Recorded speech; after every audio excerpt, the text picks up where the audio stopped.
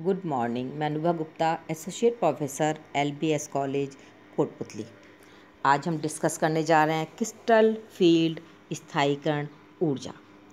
जैसे कि आपने लास्ट हमारे वीडियोस में आप देख रहे हैं कि क्रिस्टल फील्ड सिद्धांत क्या है। क्रिस्टल फील्ड सिद्धांत के अकॉर्डिंग मेटल और लिगेंड में जो बनने वाला बॉन्ड 100% आयनिक होता है। साथ ही जब लिगेंड मेटल के पास आता है तो उसके डी ऑर्बिटल्स का विभिन्न कक्षकों में विभाजन हो जाता है। कुछ कक्षकों की ऊर्जा कम हो जाती है जबकि कुछ कक्षकों की ऊर्जा बढ़ जाती है, जो हम एवरेज एनर्जी है उससे बढ़ जाती है। और जब हम इन विभाजित कक्षकों में इलेक्ट्रॉन का पुनर्वितरण करते हैं तो इस प्रक्रम में कुछ ऊर्जा निकलती है। इस ऊर्जा को हम कहते हैं क्रिस्टल फील्ड स्थायीकरण ऊर्जा, क्रिस्टल क्षेत्र स्थायीकरण ऊर्जा। इस स्टेबलाइजेशन एनर्जी के कारण जो मॉलिक्यूल है वो एक्स्ट्रा स्टेबिलिटी हो जाती है, मतलब ज़्यादा स्थायी हो जाती है। जितनी उसकी ऊर्जा होनी चाहिए उससे वो ज़्यादा स्थायी होता है। इसको हम इस तरह से भी डिफाइन कर सकते हैं कि crystal field stabilization energy is defined as the energy of the electronic configuration in the ligand field minus the energy of the electronic configuration in the isotropic field। कि जब लिगेंड फील्ड की presence में electronic configuration की energy minus isotropic field में जो है उस electronic configuration की एनर्जी, मतलब जब लिगेंड फील्ड है उस समय हम इलेक्ट्रॉन भरें उसके लिए हम एनर्जी निकालें, और जब सिमेट्रिकल फील्ड है आइसोट्रॉपिक फील्ड है तो उस समय पर हम जो एनर्जी निकालते हैं उसका डिफरेंस जो होगा क्रिस्टल फील्ड स्टेबलाइजेशन एनर्जी के बराबर हो जाएगा। अब हम यहाँ पर टेट्राहेड्रल के लिए हम क्रिस्टल फील्ड स्टेबलाइजेशन एनर्जी निकाल रहे हैं। क्योंकि टेट्राहेड्रल फील्ड है तो डी ऑर्बिटल्स दो में विभाजित होते हैं, ई और T2। ई की एनर्जी -0.6 कम होती है और T2 ऑर्बिटल्स की एनर्जी 0.4 बढ़ जाती है। इट मीन्स कि जब ई ऑर्बिटल में इलेक्ट्रॉन जाएंगे तो तंत्र की एनर्जी कम होगी और इलेक्ट्रॉन T2 ऑर्बिटल में जाएंगे तो सिस्टम की एनर्जी बढ़ जाएगी। तो इसके लिए जो हमारे पास इक्वेशन आ जाएगी निकल करके वो आ जाएगी क्रिस्टल फील्ड स्टेबलाइजेशन एनर्जी बराबर हो जाएगी -0.6 ME प्लस 0.4 MT2, और इसको आगे हम लिख दिया ब्रैकेट के बाद डेल्टा टी। टी है आपकी crystal field splitting energy for tetrahedral complex. अब ME क्या है यहाँ पर? ME है ई कक्षकों में इलेक्ट्रॉन की संख्या। जब हम इलेक्ट्रॉन भरेंगे तो ई ऑर्बिटल में जितने इलेक्ट्रॉन होंगे वो यहाँ पर उसकी संख्या है। MT2 है T2 कक्षकों में इलेक्ट्रॉन की संख्या। अब हम निकालेंगे कुछ कॉम्प्लेक्सेस के लिए क्रिस्टल फील्ड स्टेबलाइजेशन एनर्जी। और जैसा कि हमने देखा जो टेट्राहेड्रल कॉम्प्लेक्सेस हैं वो अधिकतर जो होते हैं हाई स्पिन कॉम्प्लेक्सेस होते हैं, क्योंकि स्प्लिटिंग एनर्जी का मान जो है पेयरिंग एनर्जी से कम है। तो हम टेट्राहेड्रल कॉम्प्लेक्सेस के लिए सिर्फ हम हाई स्पिन कॉम्प्लेक्सेस के लिए ही क्रिस्टल फील्ड स्प्लिटिंग एनर्जी निकालेंगे। कुछ हमने एग्जाम्पल ले रखे हैं यहाँ पर, एक दो एग्जाम्पल लेकर हम एक्सप्लेन करेंगे कि आप किस तरह से आपको स्प्लिटिंग एनर्जी को क्रिस्टल फील्ड स्टेबलाइजेशन एनर्जी आपको निकालनी है। यदि सिस्टम जो है D1 सिस्टम है, मतलब मेटल पर जो कॉम्प्लेक्स है मेटल आयन पर एक ही इलेक्ट्रॉन है, वो हम निकाल लेंगे कॉम्प्लेक्सेस के अंदर कि इस पर कितना D सिस्टम है। अब यदि हम D1 सिस्टम के लिए हम इसको कैलकुलेट कर रहे हैं, D1 के लिए क्या होगा कि एक इलेक्ट्रॉन होगा जब D ऑर्बिटल जो है डीजेनरेट है तो, और जब टेट्राहेड्रल फील्ड होगी तो डी ऑर्बिटल्स तो दो में स्प्लिट हो जाएंगे ई और T2 के अंदर, और ई की एनर्जी है -0.6 डेल्टा कम हो जाएगी और T2 की एनर्जी +0.4 डेल्टा बढ़ जाती है।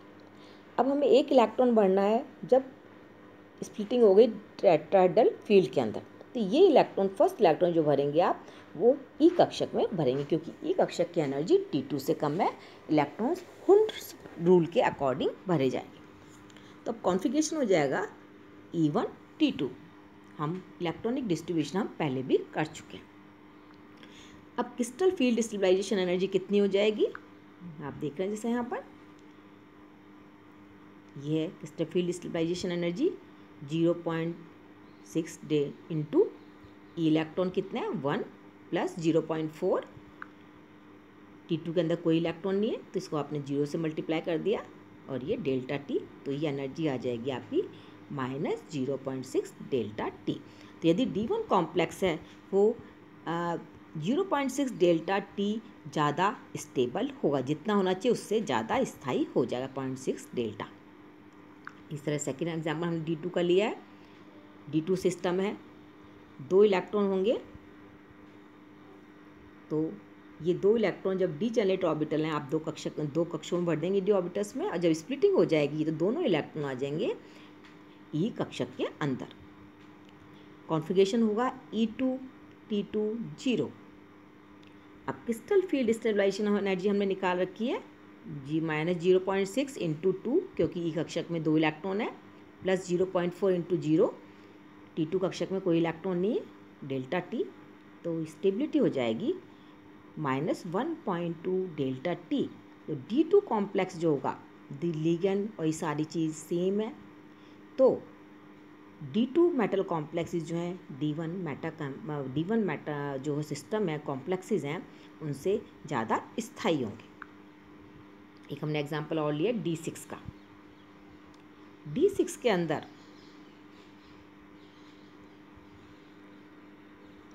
स्प्लिटिंग आप इसी तरह करनी है, जिसका भी आपको निकालना है। जब डी जनरेट है डी ऑर्बिटल मेटल के तो इलेक्ट्रॉन इस तरह से भरे हुए। जब स्प्लिटिंग हो जाएगी डी ऑर्बिटल की टेट्राहेड्रल फील्ड में, तो इलेक्ट्रॉन का जो आप भरेंगे वो किस तरह भरेंगे, पहले सिंगल इलेक्ट्रॉन, बाद में पेयरिंग इसमें एक करनी पड़ेगी। तो कॉन्फ़िगरेशन हो जाएगा E3 T2 3। Crystal field stabilisation energy -0.6 into 3, क्योंकि ई कक्षक में 3 इलेक्ट्रॉन है, प्लस 0.4 इंटू 3, क्योंकि T2 कक्षक में भी 3 इलेक्ट्रॉन है, तो ये एनर्जी आ जाएगी 0.6 डेल्टा टी। हम यहाँ पर पेयरिंग एनर्जी इंक्लूड नहीं कर रहे हैं, क्यों? क्योंकि टेट्राहेड्रल फील्ड में और सिमेट्रिकल फील्ड में दोनों में ही एक इलेक्ट्रॉन पेयर है। जब एक इलेक्ट्रॉन पेयर है तो कोई डिफरेंस नहीं है, क्योंकि हम यहाँ मान के चलते हैं कि यहाँ पर जो डी ऑर्बिटल्स हैं उनकी 0 एनर्जी, एवरेज एनर्जी 0 है। और जब हमने देखा कि जो डिफरेंस होगा आइसोट्रोपिक फील्ड में और लिगेंड फील्ड में, वो क्रिस्टल फील्ड स्टेबलाइजेशन एनर्जी के बराबर होगा। तो यहाँ दोनों में इलेक्ट्रॉन पेयर एक है, तो हमने यहाँ पर पेयरिंग एनर्जी कैलकुलेट नहीं की है। तो इसलिए हाई स्पिन कॉम्प्लेक्सेस में कि जो इलेक्ट्रॉनिक कॉन्फ़िगरेशन होता है वो सिमेट्रिकल फील्ड में भी सेम इलेक्ट्रॉनिक कॉन्फ़िगरेशन होता है, तो इसलिए हम पेयरिंग एनर्जी इंक्लूड नहीं करते। अब हमने पूरी D1 से D10 तक के लिए कॉन्फ़िगरेशन क्या होगा, स्प्लिटिंग एनर्जी का मान क्या होगा, हमने पूरी एक टेबल दे रखी है। आप इसमें हर सिस्टम के लिए जो भी मेटल आयन कॉम्प्लेक्स में डी सिस्टम क्या है, मतलब डी में कितने इलेक्ट्रॉन्स हैं उनको निकाल सकते हैं, और उस बेस पर हम जो फॉर्मूला है उससे हम जो है crystal field stabilisation energy calculate कर सकते हैं। जैसे आप देखिए D8 है, D8 में भी कॉन्फ़िगरेशन है E4 T2 4। तो आप यदि फॉर्मूले में रखेंगे तो स्प्लिटिंग एनर्जी और स्टेबलाइजेशन एनर्जी आ जाएगी 0.8 डेल्टा आ जाएगी। D1 से D3 तक जो है इलेक्ट्रॉन जो है D5 तक सिंगल इलेक्ट्रॉन है। D5 और D10 जो है इनके लिए क्रिस्टल फील्ड स्टेबलाइजेशन एनर्जी का मान 0 है। इसका मतलब इन कॉम्प्लेक्सेस की जो है कोई भी एक्स्ट्रा स्टेबिलिटी नहीं होगी, और ये मॉलिक्यूल जो होंगे ज़्यादा स्थायी नहीं होंगे।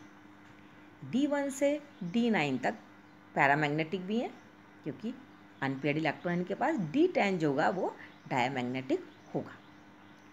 तो इस तरह से हम आप किसी भी इलेक्ट्रॉनिक कॉन्फ़िगरेशन के लिए या मेटल आयन कॉम्प्लेक्सेस के लिए जो है क्रिस्टल फील्ड स्टेबलाइजेशन एनर्जी निकाल सकते हैं। हम ये सारी सिस्टम की निकाल कर नहीं दिखा रहे हैं, हमने 3 का निकाल के दिखा दिया। आप इसी तरह से आप इनको निकाल कर देखिएगा। Thank you.